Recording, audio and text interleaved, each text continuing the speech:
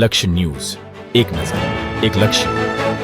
ઉપલેટા માનવ સેવા ટ્રસ્ટ દ્વારા સર્વે રોગ નિદાન કેમ્પનું આયોજન કરવામાં આવ્યું. ઉપલેટા ખાતે માનવ સેવા ટ્રસ્ટ દ્વારા વાંઝા સમાજની વાડીમાં સર્વે રોગ નિદાન કેમ્પનું આયોજન કરવામાં આવ્યું હતું.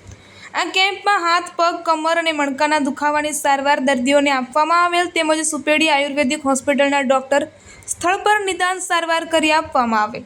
આ કેમ્પમાં કોઈપણ દુખાવા માટે લેઝર ગનથી માલિશ કરી આપવામાં આવેલ તેમજ પ્રોફેસર હીરાલાલ મોરી સુજોગ નિદાન સારવાર કરી આપશે.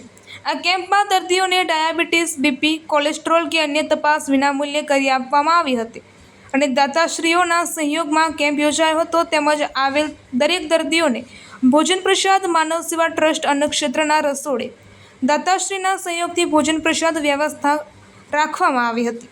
આ કેમ્પમાં માનવ સેવા ટ્રસ્ટ સાથે સંકળાયેલા સભ્યોમાં આ કેમ્પમાં ખાસ ઉપસ્થિત રહ્યા હતા અને આ કેમ્પનું સંચાલન માનવ સેવા ટ્રસ્ટ અન્નક્ષેત્રના સંસ્થાપક શ્રી લાલજીભાઈ રાઠોડ, સંજયભાઈ માંકડિયા, કેશુબાપા સિણોજિયા, અસ્મિતાબેન મુરાણી, રમેશભાઈ આહુજા, ધામેચા સાહેબ ખાસ ઉપસ્થિત રહ્યા હતા અને આ કેમ્પને સફળ બનાવવા જહેમત ઉઠાવી હતી.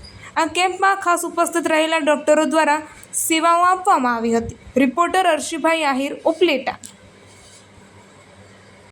હું અજયભાઈ પાચાણી, મારો પુત્ર પુરુષભાઈ ને મારા પિતાજી માવજીભાઈ પાચાણીના નિમિત્તે મેં આ કેમ્પમાં મારું યોગદાન આપેલ છે અને લાલજીભાઈ રાઠોડ તથા રણછોડદાસ આશ્રમ ટ્રસ્ટ જે રીતે માનવ સેવા ટ્રસ્ટ અહીંયા કાર્ય કરે છે એને ખૂબ સારી મને પ્રેરણા મળી છે.